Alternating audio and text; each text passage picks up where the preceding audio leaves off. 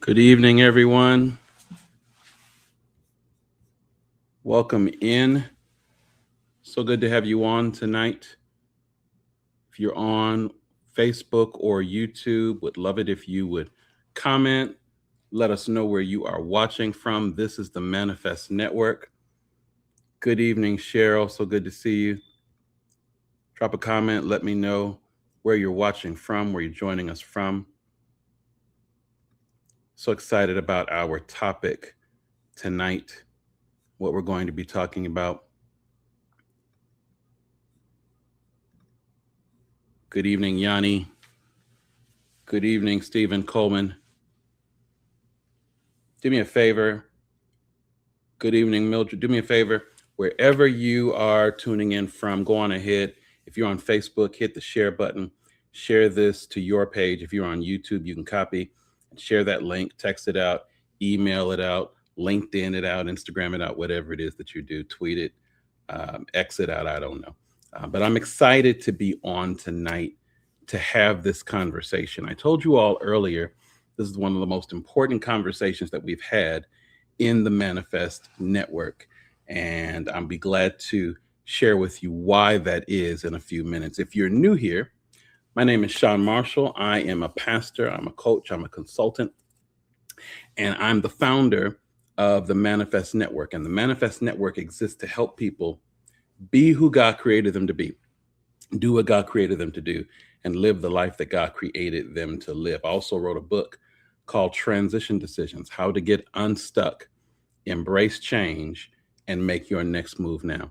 I believe that what happens for people is they're born, and when you're born and you grow up in the world, you're kind of taught this idea of the American dream, right? You're taught, what do you want to be when you grow up? That's one of the first questions you get asked in kindergarten. What do you want to be when you grow up? And you say, I want to be a fireman, I want to be a police officer. And you're taught that the pattern you're supposed to follow is get a good job, get married, have 2.5 kids, buy a house with a garage in the suburbs, and retire, right? And I think sometimes we feel like there's something more. We feel in our gut that there's something more, that there's something that we're supposed to birth, something that we're supposed to create, something that we're supposed to leave behind.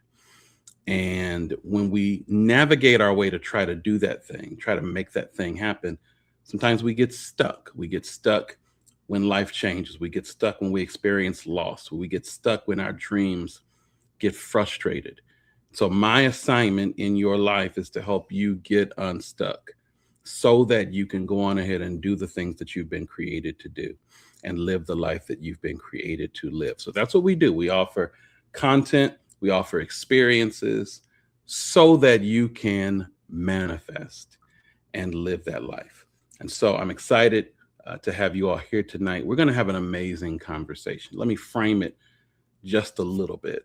And let me ask you a couple of honest questions.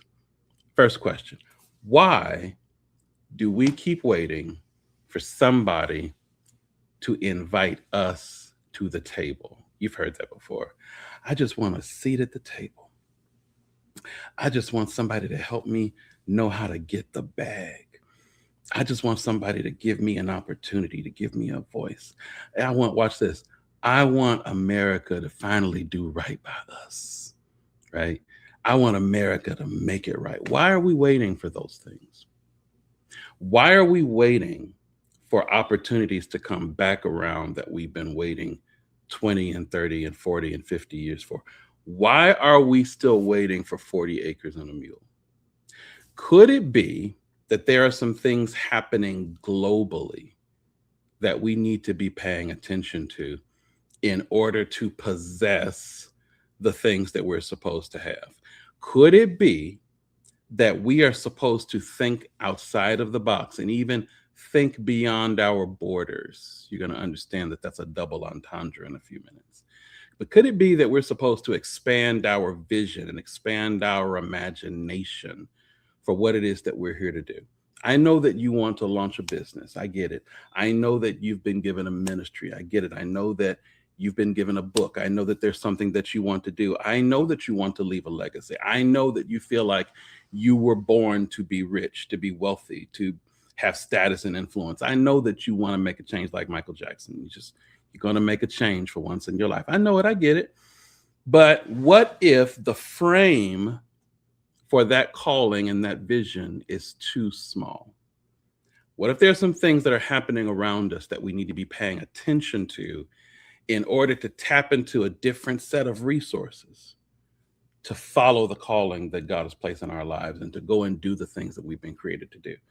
And so I want tonight to be a conversation that broadens our perspective, that helps us think a little bit bigger than around the corner, than up the street, and just the city that we live in. I want us to think about what might be happening that is unique to this moment.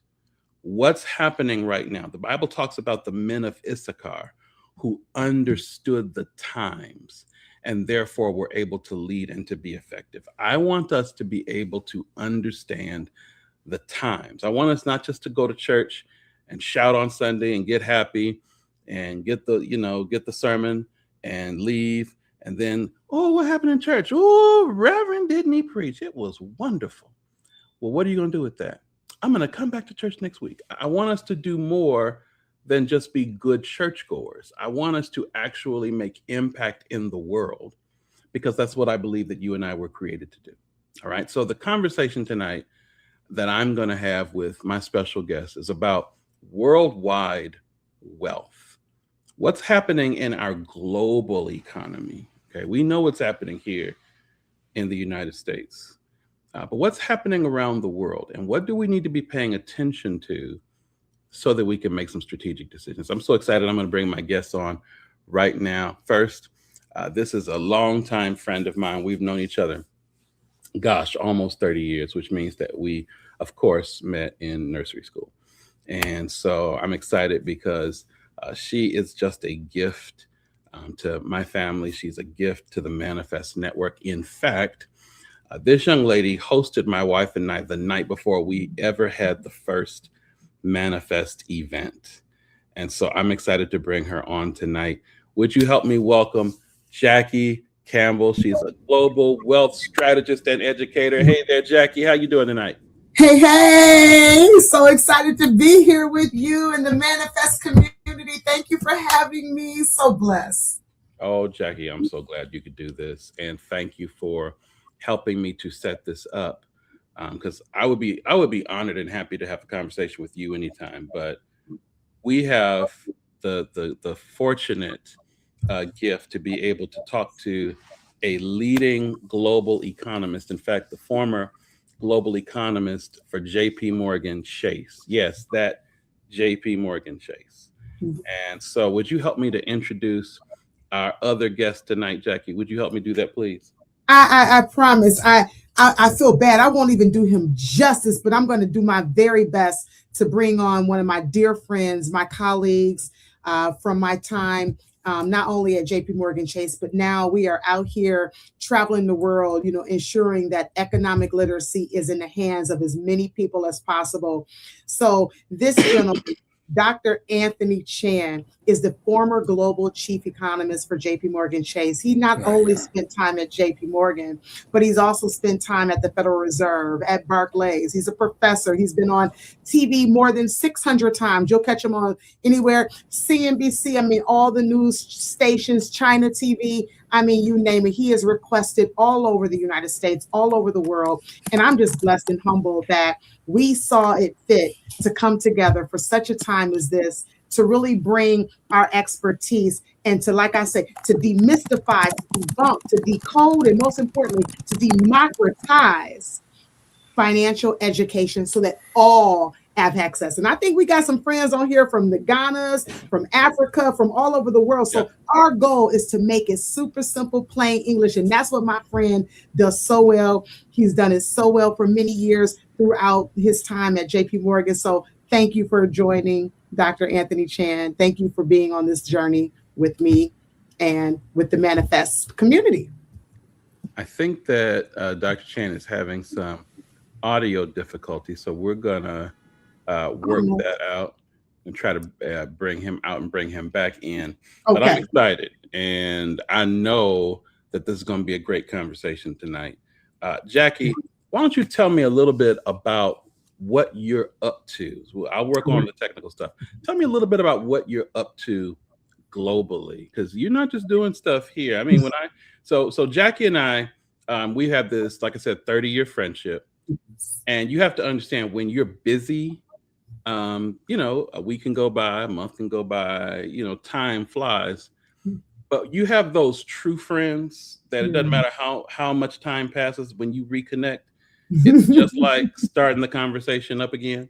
That's right. And so we started a conversation up again after not having talked for a while. And I learned, but every time I talk to you, I learn something new that you're up to. But can you update us and let us know what it is that you are doing? Because I think the people need to be aware of what you're doing in the world. Absolutely. Well, I appreciate you, setting the stage and the tone for this incredible conversation. It truly is about creating worldwide wealth, and global strategies, so that those of us that are committed to generational wealth are in a place where we know we don't have to have our children and our children's children start from zero. I think many of us we're kind of like ready to break those chains. And so the big purpose and the big focus that I've been working on lately, after spending 27 years working for Wall Street firms, 7 years ago in 2019, I took the bold leap of faith after much prayer, much sacrifice, and much thoughts. I said, you know what? It's really time to sort of leave that world and really enter into the worldwide world of being able to ensure that we get access to really solid, plain English financial advice to as many people as we possibly can. And why is that important? I know we're going to talk a little bit more about that during our discussion today. But for me in particular, I will say that, I started this journey again, back in the 90s, when I was a simple high school intern that just always wanted to understand more about money and finance. And at the tender age of 21, I became a stockbroker, and I started working with ultra high net worth investors to really understand that world, and then to understand it so that at some point I could bring that world to my community.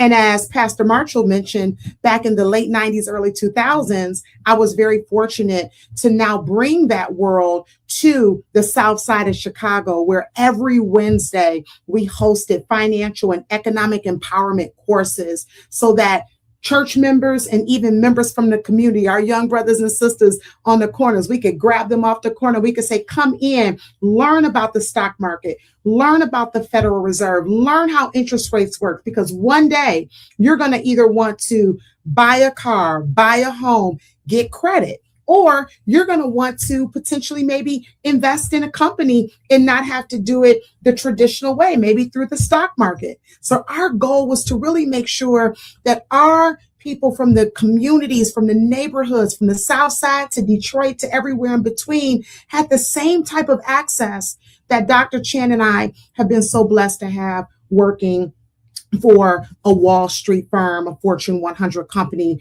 where again, we were able to bring this information and make it, again, plain English so that everybody, no matter if you're 8 years old or 80 years old, my goal is that everyone has an opportunity to compete in this marketplace.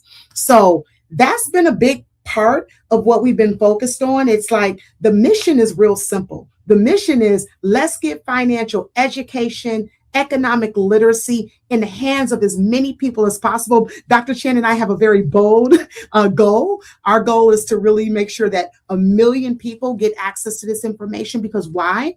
It's because we understand how communities can change, how families can change, what can happen in places like we're going to talk about Ghana shortly. What happens when we have access to great financial advice, not just great financial advice, trusted financial advice that comes from experts. I think Dr. Chen and I think we did the hours. We've been in this thing about 150,000 hours. So we got a little bit of experience when we combine our few years in this game. And so our goal with what we're trying to do collectively is bring these 150,000 hours to communities across the world so that we can debunk and get more people empowered financially in their families and their communities. Now I don't hear you. Are we good now? Yes. Okay, fantastic.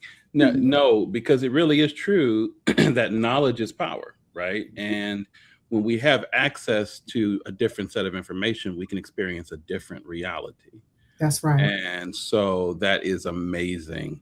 And I remember you, Jackie, doing that, like we talked about earlier, all the way back in the days of Salem, in the late 90s, and really helping to establish a model that was grabbed on by the late Reverend Jesse Jackson and Rainbow Push, that was then multiplied, that reached, I think, over 1,000 churches nationally, and really probably impacted more change than we really know in the lives of people as that information got distributed. So I'm so glad that you're here. Dr. Chan, I'm so glad that we worked that out and that we have you on tonight. I'm excited to speak with you. Can you tell us a little bit about how you become a global economist for JPMorgan Chase? How did your journey lead you there? And what exactly was that you did in that role, and what do you do now? Well, Pastor Marshall, it's really an honor to be here with you and with Jack, which I've known for close to 25 years myself. So again, maybe we all started in nursery school, except myself. I must have been a little bit older than that. But I started out in a very simple way, growing up in low-income housing projects, basically a housing project mixed of 95% African-American, 5% Hispanics. And we did not have any financial education. We did not have any economic literacy. And one day I was just watching one of the shows, Meet the Press, in fact, and I saw an economist from the White House. And I said to myself, this is what I want to be. And so I really didn't have any mentors or anything, but I just really got the bug, and I never turned back. I was 14 years old, I still remember, and I just kept going and never really stopped. Almost like a Forrest Gump economist, just never stopped learning about this. And so I started out working with the Federal Reserve as an economist, completed my PhD there, then went on and taught at the university, and then went on to Wall Street and worked on a bond trading floor. And again, visiting countries all over the world, working for Barclays for many, many years, and then eventually settling down with JPMorgan and spending about 25 years with them. And now I just go all over the country in the United States and all over the world, really talking about global economics, because there's a lot of books out there that are written on the financial topics, and you probably have seen them. They're either about personal finance, they're about investing, they're about motivation, they're about economics. And this book really puts all those factors together, because it's no longer sufficient to be financially literate.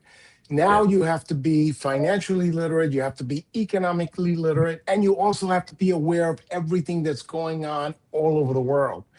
because most people are not aware. I'm sure everyone in this panel is aware that there are a lot of things going on all over the world. Yes. Ghana, other countries in Africa are having really great success in equity markets and really coming in the top 5. I just wrote a Substack article. I write a Substack article every single week. I call myself the People's Economist because I like to write about economic and financial topics, but in ways that can actually meet people that are not necessarily PhD economists or not necessarily sophisticated, but the concepts are there so that everybody can understand them.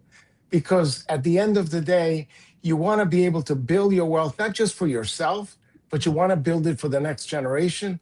And you also want to build curiosity, which is something that we really push very aggressively in this book, because curiosity leads to knowledge, and knowledge leads to power, and knowledge leads to the creation of wealth and the sustainability of this wealth for future generations. And our focus in this book is to tell everyone out there that knowledge is so strong and so powerful that that's probably one of the strongest forms of wealth, because once you have knowledge, you can then build that wealth moving forward, and you can pass that on to future generations.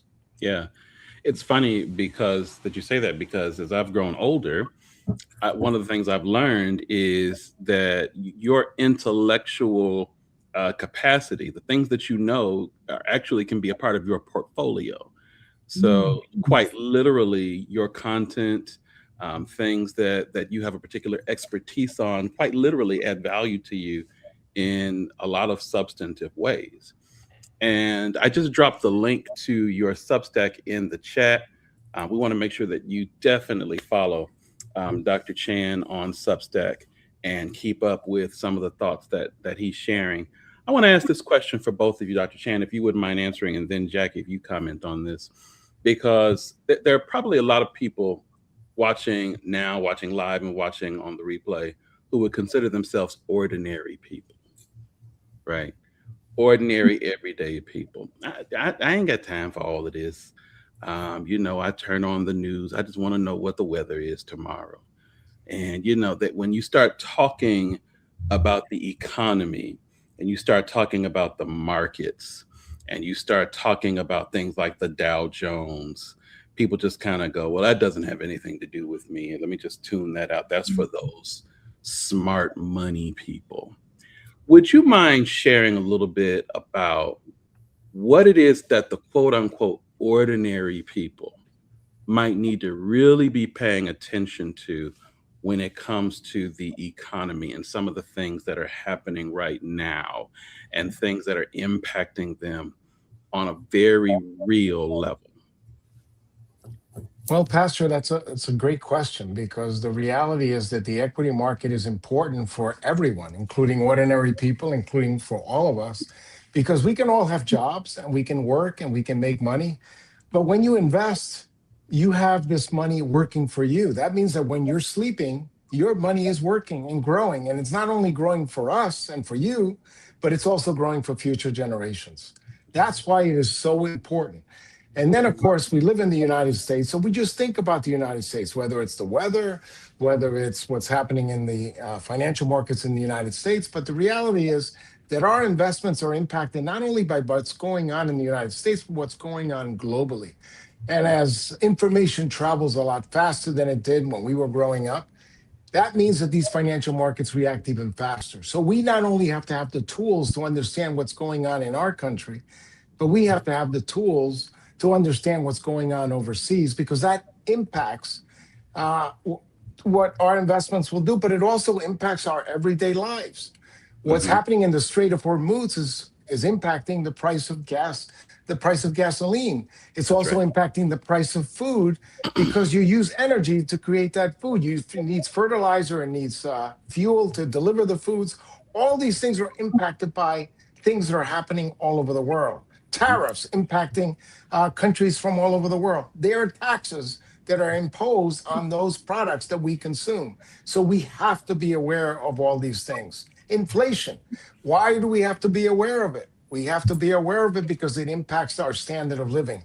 That means it impacts what we can do for ourselves and what we can do for our families and what we can do for future families. And it also impacts the type of investments that you're also going to undertake. Just to give just one little inkling of this topic, everybody thinks, oh, investment. We today, artificial intelligence is the most important investment you can make. But the reality, I have more than 40 years of experience. And one of the things that I have learned over the last 4 decades is, yes, there are going to be some hot things, artificial intelligence, the internet, a personal computer, but not every single investment wins. Sometimes a part of it wins. Sometimes only a fraction of it wins, but not everybody wins. So today, I'll give you an example of the last couple of years. Software companies were winning. Now software companies are under a little bit of pressure. And then data centers.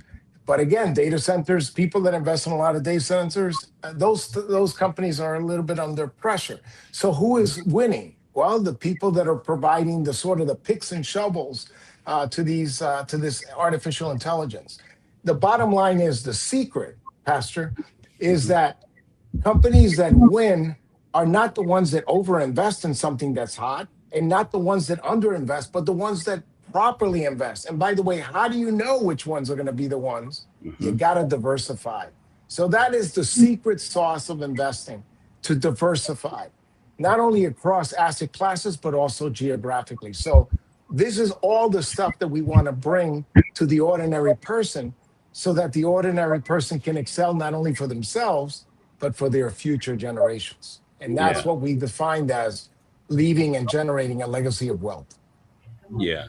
And it's critically important right now because there's so many things happening where, we used to think, okay, America was the center of it in such a way I could just focus in on America and be fine and catch every opportunity.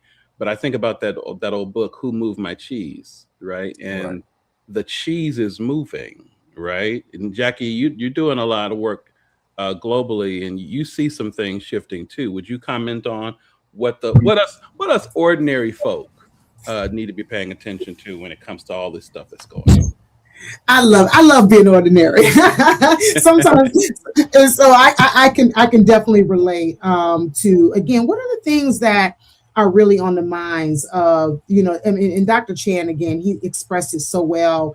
I mean, one of the things I look at before we talk about, just some of the global things that are very prevalent right now. But let's go back to what we're seeing even happen with AI, right? And the fact that we really can't ignore what's happening with artificial intelligence.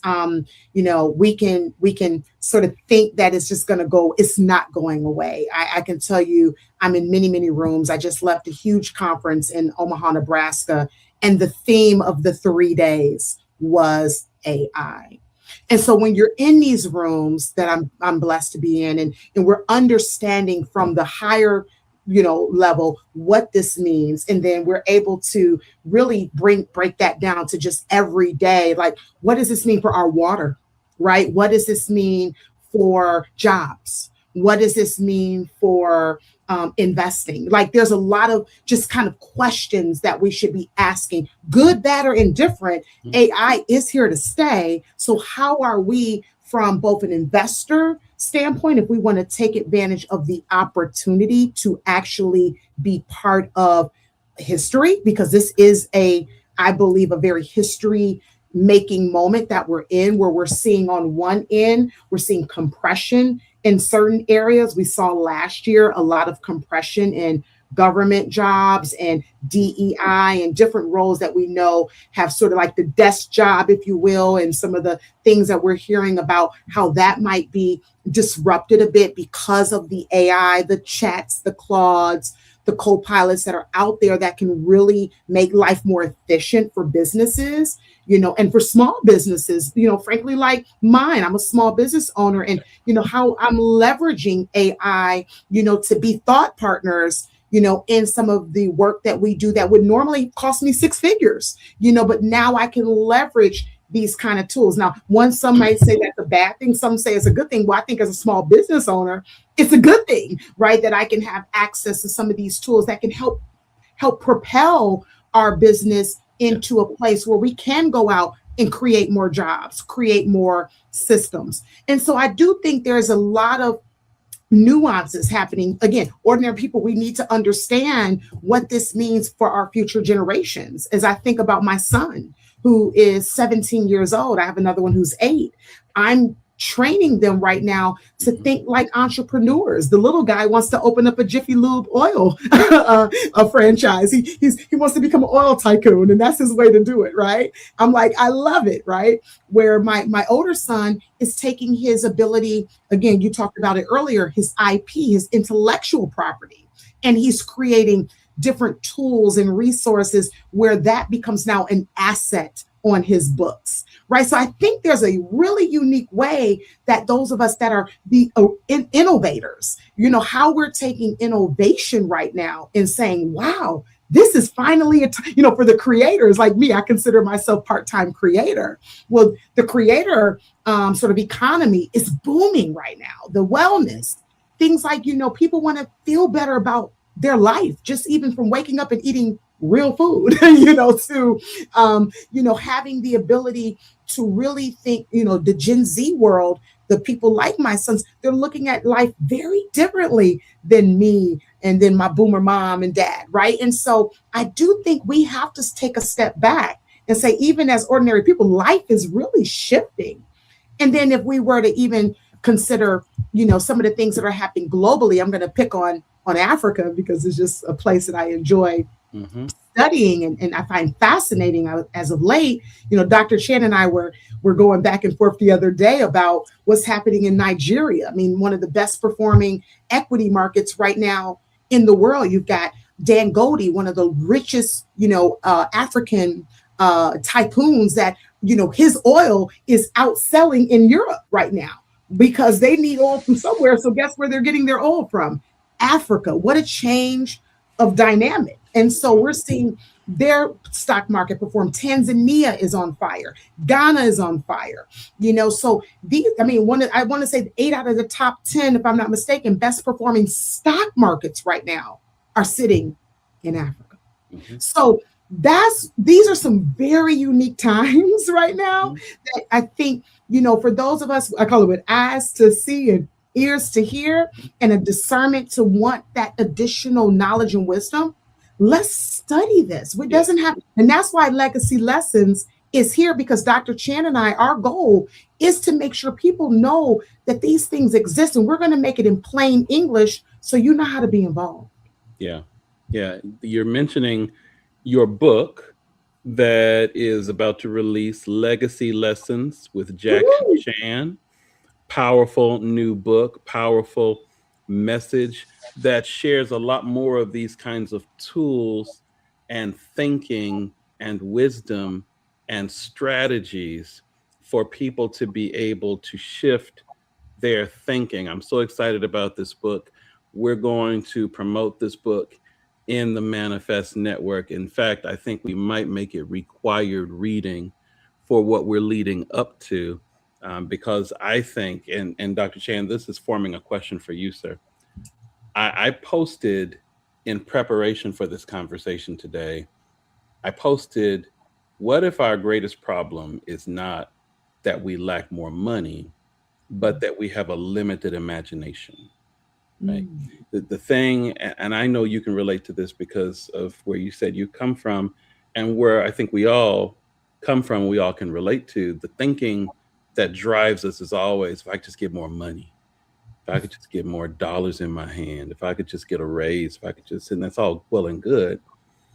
But I think we're in a moment where what we actually need is a different mindset and maybe a mindset paradigm shift. And so I want to ask you, because we've touched on Africa several times here, why is it, sir, that you think that the person who says, well, I'm just an ordinary person, but, I'd love to start a business, and they're thinking about it in the traditional ways of starting a business. Well, I just love to, take this little money that I have, mama left me a little money in her insurance policy, and I can invest something. So, maybe I'll get a property. That's great.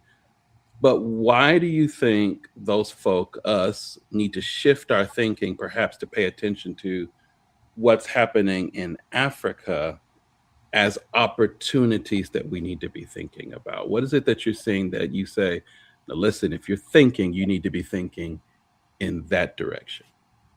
Well, Pastor Marshall, the answer to that is pretty straightforward, and that is that most of the African countries are emerging, and emerging countries always grow faster than mature economies. So that means that opportunities that are in Africa or other emerging countries are going to generate bigger and bigger returns than in mature countries. That's the reason why African countries are growing faster than the United States. We constantly hear that we have the best economy in the world, but Pastor, we're going to grow this year, if we're lucky, about 2%. Most of the countries in Africa are growing much, much faster than that. Most of the countries in other emerging markets are growing much, much faster than that. So 2% is great, but it could be better.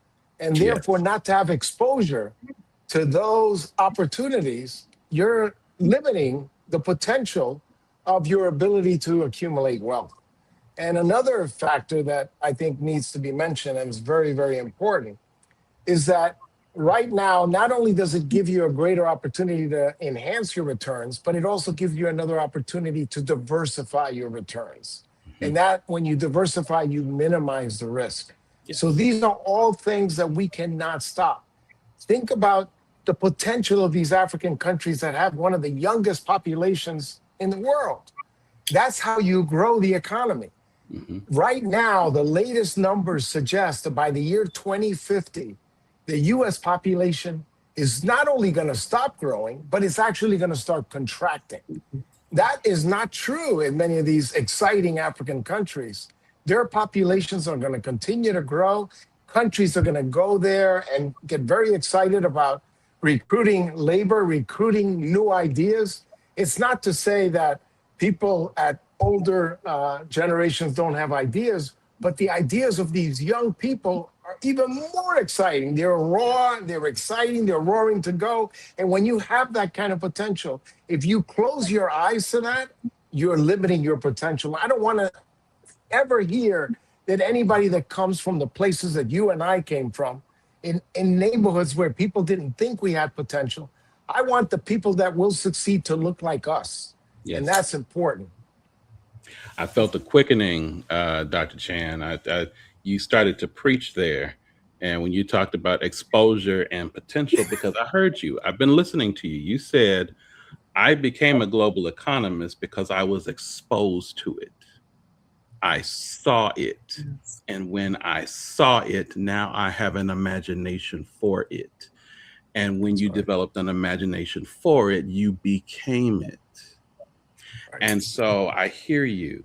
And it's so exciting what you're saying, because what it sounds like I hear you saying is it's almost like being able to get in on America as it was emerging, to be able to invest in a country, in a nation that is becoming something new, and there is momentum there. I highlighted a comment, Jackie, somebody said, whoa, did I hear correctly? Did she say that 8 to 10 best performing stock markets are in Africa? And yes, you heard that correctly. You just heard Dr. Chan say that the growth in some of these African countries is outpacing what we're going to be expecting here in America. Jackie, I know that you're doing work in Ghana, for example. Can you tell us a little bit of what you've been seeing on the ground, what we mean when we say that there are markets emerging? There are some things that are happening in some of these nations that have actually never happened before. Can you share a little bit about that? Yeah, I would definitely say from the second that I land, I was very fortunate to be in Ghana about 4 times last year. And so every time I land, I would say there's additional cranes in the air. I think I counted about 100, at least 100 cranes in the air. And cranes in the air is a sign. right? When you go to places and you see cranes, that means people are ready to move there. And I'm saying not just cranes, high-rise buildings that are being developed because people from the UK, people from Australia, people from the Middle East, people from America, from South America, they're all looking at West Africa. Now, why? Why is that? Well, there's a few things. One, politically, they've been stable since 1957. Next year, they're going to celebrate their 70th. And as we get ready to celebrate Manifest Ghana, we're going to actually be there for their huge 70th Independence Day that takes place next March 2027. So you have they're a safe country. I mean, I'm the type of girl, I'm a little risky, but I can walk around at midnight by myself when I'm in Ghana. Like everyone just says, hi, sister. Hi, sister. And so there's a safety. So people from all over the world, no matter what color your skin is, they feel safe in Ghana. So we're seeing that that's attracting people because they want that feeling of safety. They don't want to feel that sort of like that tension that some of us are feeling in some parts of the world, right? So it's a very calm, when they greet you, the second you land, it's welcome, peace, love, thank you, Madasi, Akwaba, right? It's all love. And I'll tell you, outside of that, some of the best agriculture opportunities that I've seen.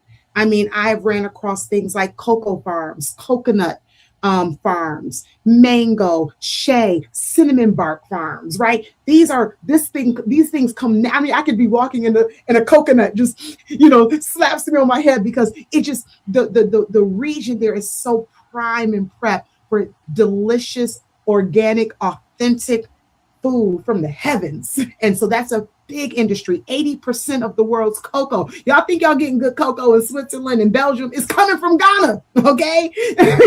Let's be clear. It comes from Ghana. And so coconut, all of that, this is a major harvest for them. And then don't forget about the thing that we all love.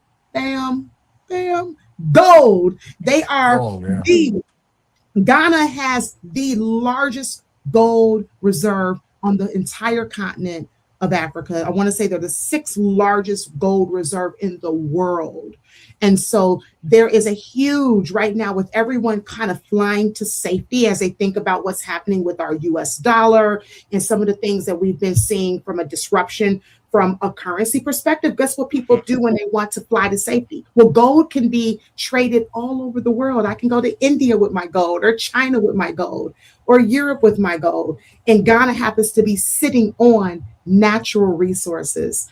I mean, Africa in general, but Ghana has gold, they have rubber, they have magnesium, they have so many different natural resources. And so you're seeing that, those things were, as we know, sort of, off limits in previous life. And now they've gotten control of their natural resources. So what does that mean? They, I think, just recently left the IMF. They were able to pay off the IMF. So there's a lot of positive momentum with, their debt levels, with the fact that they're, attracting, as Dr. Chan said, 19 years old is the average age, the average age. And we're talking their population is not slowing down. They are growing like leaps and bounds, and they want roads just like we want here in America. They want to be able to power up their cell phones. They want energy. They want internet, right? And so these are opportunities, right, that are available for people willing to invest. They're not going anywhere. So they want roads. They want energy. They want clean water systems. We were able to invest actually in a project recently where it powered up 400,000 homes who literally couldn't even cut on their light. Now, not only do they have lights, but they can tap into the internet and go out and create jobs, attend things like this, right? And help their family. Just a matter of just now having electricity. So that's the kind of thing that Dr. Chan is talking about. We're very blessed here in the States to have, to be, an economy that, has, that's have all these benefits for many, many years. They were a developed economy. So that's the difference between US, places like, Europe, developed versus emerging sometimes is where you see opportunity. Yeah. And because I've been able to be on the ground floor, seeing it live and direct is exciting. Yeah. So like you were saying the country has an opportunity to profit off of its own resources, right? Coming right out the ground. It now has the capacity, whereas China or the United States would come in and they would say, hey, we know that you can't mine your gold, so we'll come in and we'll do it. Now they have the capacity to develop and build industry, which then raises up a labor force, which There then you go. creates opportunity for Right. all the things that go along with that, right? Right. That's right. So that's what we need to be paying attention. That's what you're saying when That's we're right. talking about an emerging country. It's almost like I have a friend here tonight, Dr. Jessie. I think she was just forgiven of like $170,000 of student loan debt. And Congratulations. if you've ever had, yes, hallelujah, if you've ever had student loan debt and you've had any portion of it forgiven, you know what that opens up for you. If you've ever had a mortgage and you've paid it off, if you've ever had a car note and you paid it off, you know what that does. That opens up room for you now to think about, what can I do now that I don't carry so much debt, now that I don't have to pay other people back? So when Jackie was talking about, satisfying the debts with IMF, it now makes this country, puts this country in a position where it can say, now what can we do with our own resources? Just like you can now say, oh, now I can take a trip. Now I can go to Cozumel. Now I can go to Maui. Look at this steak dinner tonight. Right? Now the country can say, oh, now we can do this. Great. Right. So it's opening up opportunity and making it where you may want to pay attention. So, Dr. Chan, one more question, and then I got this big announcement I'm going to make. Okay. One more question for you, sir, because I do not want to miss the opportunity to have the chief. Y'all hear that? Chief, the chief global economist, the person who has advised literally corporations, Fortune 500, billionaires, trillionaires. I don't know what comes after trillionaires, but has advised everybody. I would love it if you could tell these quote unquote ordinary people a couple of things you think they should do right now. Because most people, again, when they hear all this stuff, they say, well, I don't have $1 million though. And I don't have investments. And I ain't even never been outside the country. So they say, well, maybe I can tell my one rich friend, because everybody has at least one rich friend. or somebody they think is rich. But what would you, sir, advise everybody who's listening on a couple of things that they can do practically right now to jump on some of the things they've just heard? There's already one, and that one is that they need to get this book. And we're going to make sure. I was just going to say, buy the book. That's absolutely right, because there's only so much we can get out of your mind in an hour. But this book contains all of the wisdom and all of the strategies and elaborates on some of the things you shared here. But sir, what are some things real practical that you think people can do to begin moving in the direction of some of these global opportunities? Well, the first thing is to set aside even a small amount of savings to invest in a diversified manner. I mean, Warren Buffett himself said that when he started investing with less than $50. And I think his first investment was $10.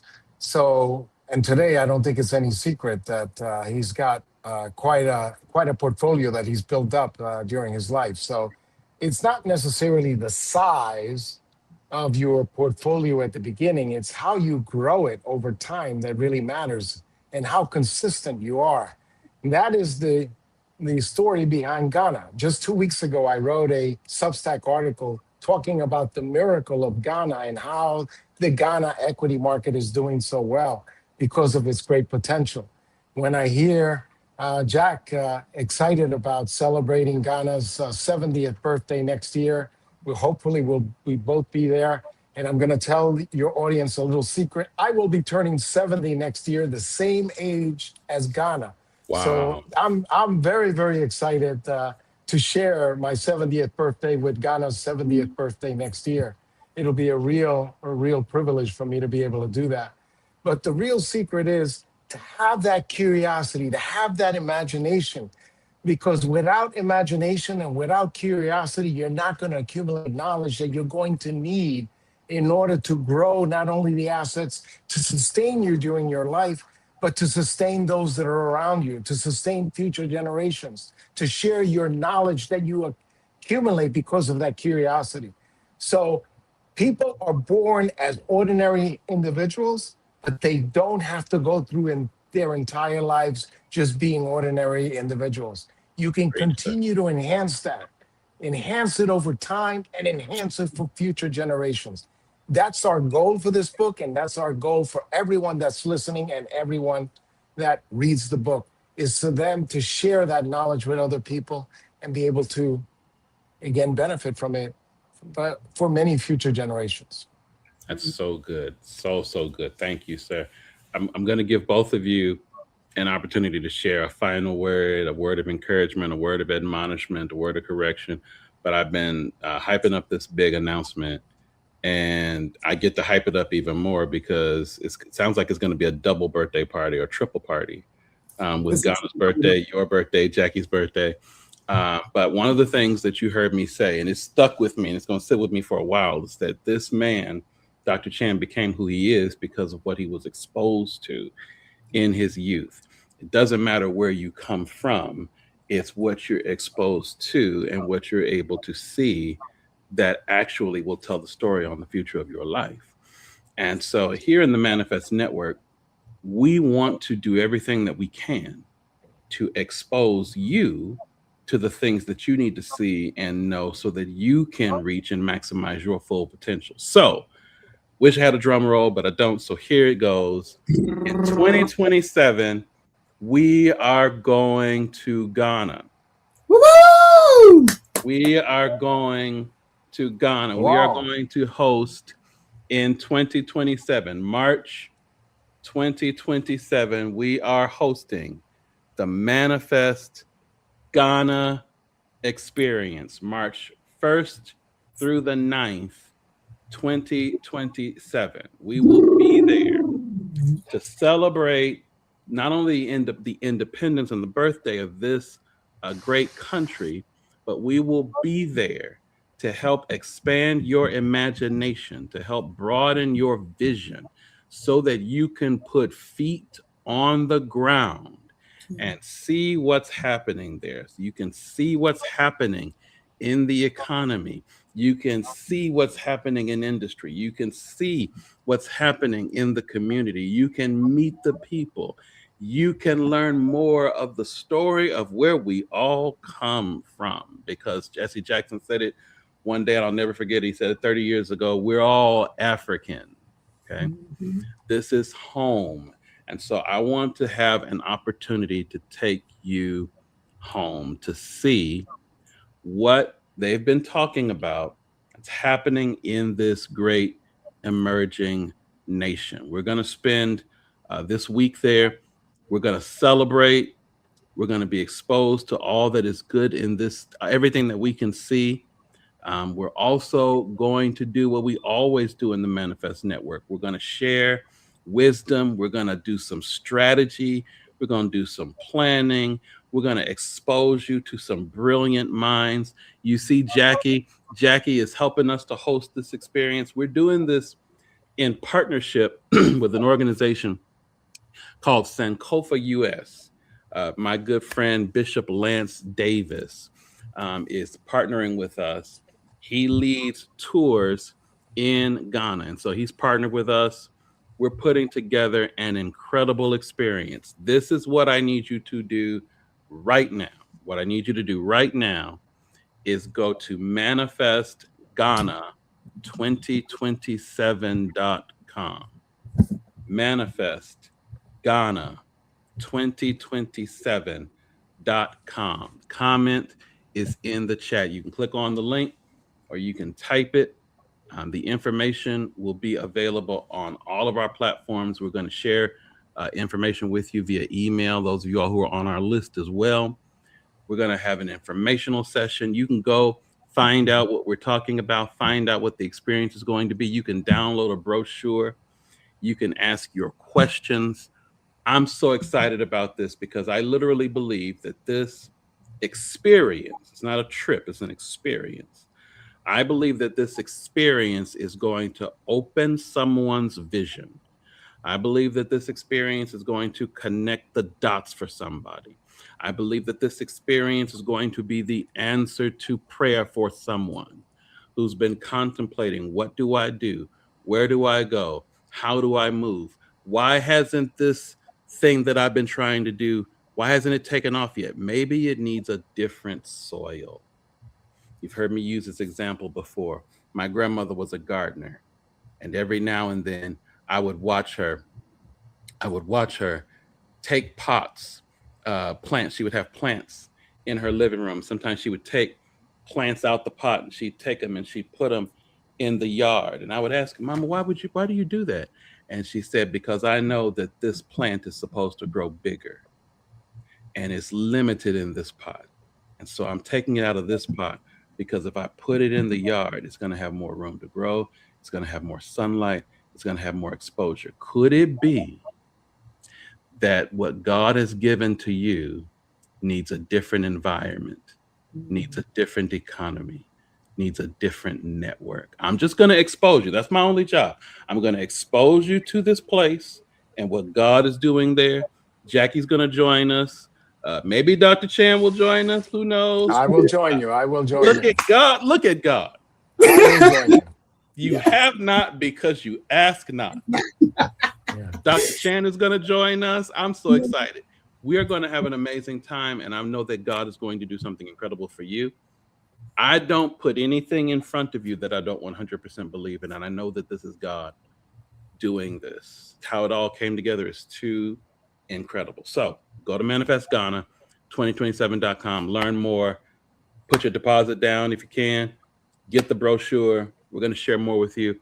Dr. Chan, Jackie, thank you so much. I'm so excited for your book. We're also, like I said, Legacy Lessons with Jack and Shan. I'm going to give you both an opportunity to share with us some final words, final thoughts. And while you speak, I'm going to throw your information up on the screen as well so folk can follow you. Jackie, why don't you share whatever you have to share with the people? Absolutely. Well, again, I hope that everyone enjoyed this conversation. Again, our goal is to keep this going. I mean, one of the missions and the visions and the purpose behind Legacy Lessons with Jack and Chan is to make this information digestible, have it at the kitchen tables, have it in the rooms of our young people, universities, institutions, nonprofits, churches all over the world, because our goal is once we demystify and debunk and democratize this kind of information, imagine the access that it will give us. Like Dr. Chan mentioned, it's not about how much or how big you have. It's really about believing in your mind that, you know what, I should be an investor.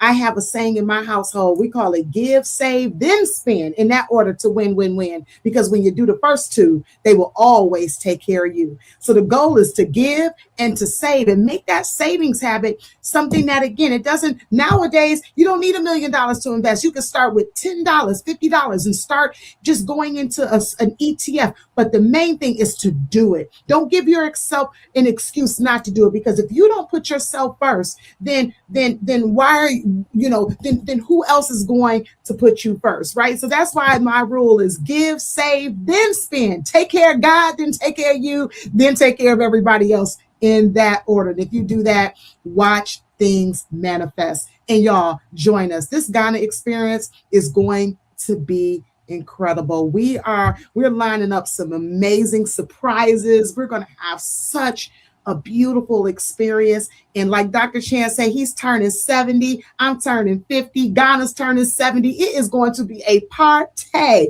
So we are not only going to go out there and understand how to take on our piece of this incredible opportunity, but we're going to have fun and we're going to come back.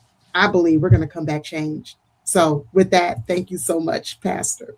Thank you, Jackie. Dr. Chan, your final reflections, and I'll put your information so folks can follow you as well. Thank you, Pastor Marshall. One of the things I will say, I loved your analogy of the gardening and putting that flower in the yard in a bigger space, because it's really similar to investing. right now, too many families and too many ordinary people think if I come up with a financial plan, I just got to know everything that's going on in America. But the reality is, we don't just live in America. We live in a global economy, and a global economy impacts the way we live, the investment returns, and things like that. So we have to invest in a bigger pot. We can't just keep it in a small pot. Love that analogy. And the greatest investment, let's not forget, is not even in a stock or in a bond, but it is in the understanding of how the world works. Because once you understand how the world works, everything else starts falling into place. And that's what we're doing with this book. That's what I do every single week with my Substack publication. We want to make sure that everybody out there understands how the world works. You can start out by signing up for my Substack publication. It's free if you like, and find out how you can understand the way the world works a little bit better. Read the book, and you get another inkling. In short, move that plant from that small pot. Call it the United States, call it your apartment, call it your house, and put it in a bigger place. It's going to grow a lot faster. Thank you, Pastor Marshall, for having us. Thank you so much, sir. I really appreciate it, Dr. Chan. God bless you. Jackie, God bless you. I'm excited to know that I'm going to see both of you all in Ghana. Make sure that you follow them both. Their information is in the chat. We're going to send it out to you as well in the follow-up to this broadcast. It'll be down in the description of this video if you are watching the replay. Don't forget, we want you to follow them as well, because this book, Legacy Lessons, I think this is one of the most important books that you can read, that you can have, because this will give you wisdom that you can pass down to your children. This can reposition your family. This book can actually be the spade that brings you up out that pot and plants you where you're supposed to be planted, because information exposure can change your life. Make sure that you get it. We'll make sure that you get it. We'll make sure that all of y'all who are going to Ghana, as a matter of fact, I'm gonna get in trouble with my team. This is a very Reverend Meeks thing to do, by the way. It's just, if you're signing up for Ghana, you're gonna get a copy of this book. Manifest Network. You go to Ghana, Manifest Network is gonna bless you with a copy of this book. I get to say I did my Reverend Meeks thing for the day. I just made an executive decision, because I know that if that book contains just a measure of the wisdom that was shared on this call tonight, that you will be blessed. Thank you so much. Let me pray for us as we close out and as we go forward. God, I thank you for this conversation. Thank you for meeting us here by your Spirit. Thank you so much for Dr. Chan. And God, we just bless you for his life, and we thank you for what you've done in his life, for how you set a path before him. We don't believe in coincidences. We don't believe in accidents. We believe that you orchestrated the circumstances that allowed him to see the future that you had prepared for him. And wow, what change you've not only brought in his life, but in so many others because of that trajectory. Thank you, God, for him. We pray that you would bless him in his endeavors. Thank you for Jackie. Thank you, God, for her wisdom. Thank you for her joy, her hope, for everything that you've allowed her to do and to see.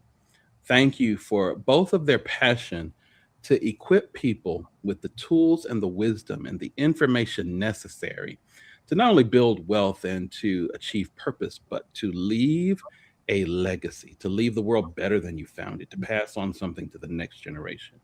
I pray, God, that you would do exceeding and abundantly above all that they can ask or think. For everyone listening tonight, whose imagination was expanded, whose vision was broadened, I pray that you would continue, God, to stir the momentum in their hearts. Don't let this be another broadcast that they just watched. God, allow them to make a decision.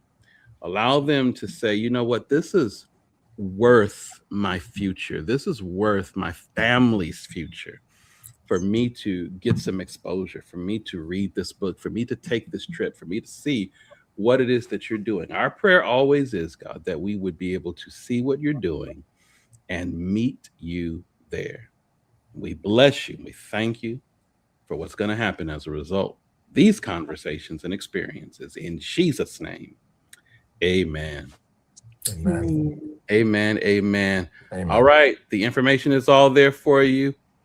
Follow Dr. Chan, meet him on his Substack. If you don't, I don't know what's wrong with you. So I know that you're going to be there. Jackie, thank you. Dr. Chan, thank you. Go to Manifest Ghana 2027.com. Get the brochure, make your deposit. I'll see you there. Y'all have a wonderful night. Take care. Bye-bye.